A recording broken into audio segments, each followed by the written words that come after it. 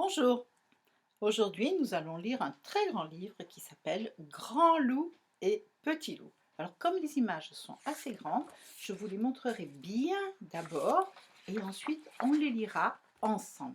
Voici la première image de Grand loup et petit loup. Alors regardez, là je vous montre, il y a petit loup tout petit et là c'est Grand loup. On va commencer à lire cette histoire très tendre. Depuis toujours, Grand Loup vivait là, seul, sous son arbre. Ça, c'est important de savoir qu'il était seul sous l'arbre, en haut de la colline. Puis un jour vint Petit Loup. Il arriva de loin, de si loin que Grand Loup ne vit d'abord qu'un petit point. Regardez, il est tout en bleu là.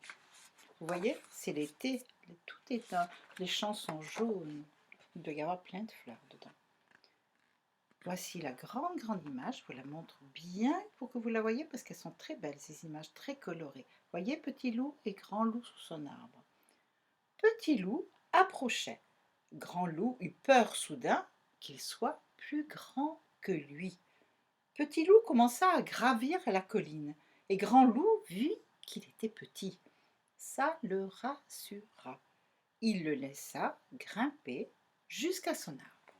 Je tourne la page et je vous montre là. Voilà, je me recule un peu et regardez, vous voyez? Comme ça, vous la voyez bien parce qu'elles sont très belles quand même. Et je vous lis l'histoire. Petit Loup resta toute la journée sous le grand arbre de la colline. Maintenant, sous l'arbre, ils étaient deux. Grand Loup et Petit Loup.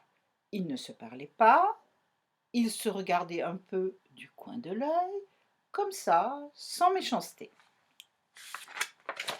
Regardez. Oula, ça c'est la nuit. Vous voyez, petit grand loup, il s'est pris une belle couverture de feuilles. Petit loup à côté. Vint la nuit. Petit loup restait là. Grand loup trouva que quand même, il exagérait bien un peu. C'était son arbre à lui. Quand Grand loup se coucha, Petit loup se coucha aussi. Alors Grand loup vit que Petit loup tremblait un peu du haut du bout du nez, et il tira vers Petit Loup un petit bout de son drap de feuilles. C'est bien assez, pensa-t-il, pour un si petit loup. Voyez? Je vais vous montrer votre page. Regardez. Qu'est-ce qu'ils sont en train de faire? Le matin, Petit Loup était encore là. Comme chaque matin, Grand Loup grimpa aux branches pour faire ses exercices. Petit Loup grimpa aussi.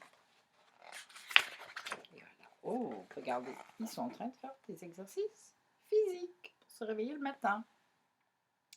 Grand Loup le regardait. Il eut peur, soudain, que Petit Loup grimpe mieux que lui. Mais Petit Loup dut s'y prendre à deux fois. La première fois, il tomba sur les fesses, il cria « Ouille !» Puis, il recommença. Il est courageux, ce Petit Loup, pensa alors Grand Loup, et il le laissa grimper aussi haut que lui et faire des exercices. Je tourne la page. Alors là, ils sont en train de déjeuner. Voilà, vous la voyez bien?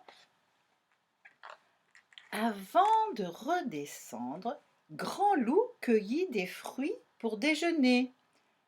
Il en prit un peu plus que les autres jours, puis il prépara son repas. Petit Loup descendit derrière lui. Il n'avait rien cueilli.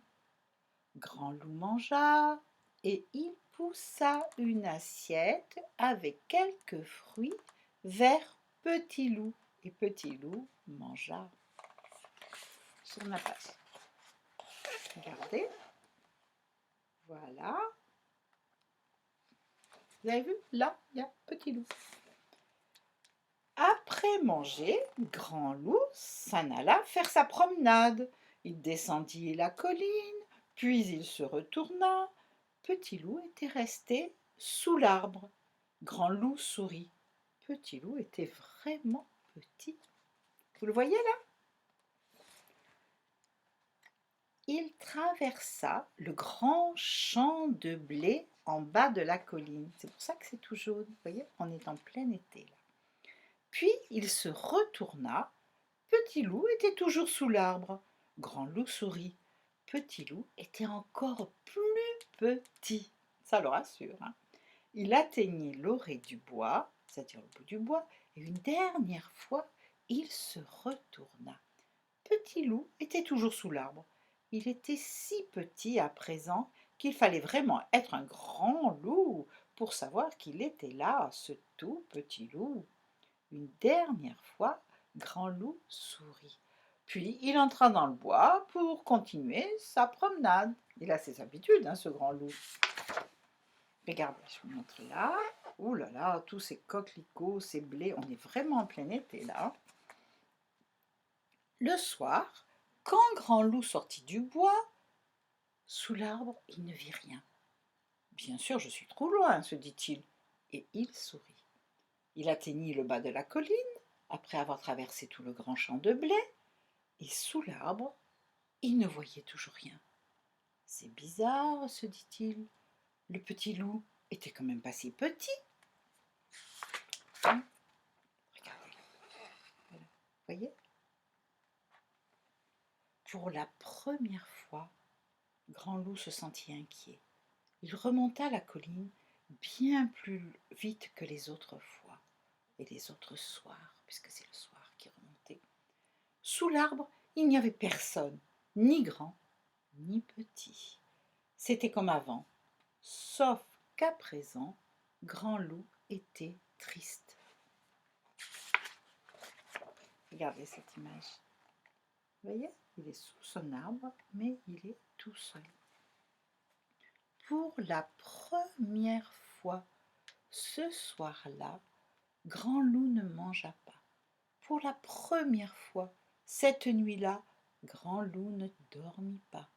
Il attendait. Pour la première fois, il se disait qu'un petit, même tout petit, ça prenait de la place dans le cœur. Beaucoup, beaucoup de place. Regardez. Oh là là, oh, il est vraiment très inquiet. Le matin, comme chaque matin, Grand Loup grimpa sur l'arbre. Mais pour la première fois, il ne fit pas ses exercices. Il regardait au loin. Regardez, voyez. Grand Loup regarda longtemps. Au loin, il n'y avait toujours rien. Il se dit qu'il était capable d'attendre encore plus longtemps qu'il n'aurait jamais cru.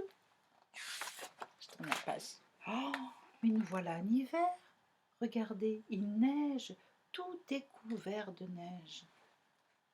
Puis, à force d'attendre, il se mit à penser à de drôles de choses. Il se dit que si le petit loup revenait, promis, il lui laisserait un bout de drap de feuille un peu plus grand, et même beaucoup plus grand, et une assiette plus pleine, et même que peut-être il le laisserait monter plus haut que lui, et faire tous ses exercices, même ceux qu'il était le seul à connaître. Il se dit tout cela, et bien d'autres choses encore, et il continua à attendre. Regardez, nous voilà revenus au printemps ou même en été, parce que moi je vois des coquelicots. Et puis là-bas, il y eut, regardez, là, qu'est-ce que c'est que ce petit point bleu?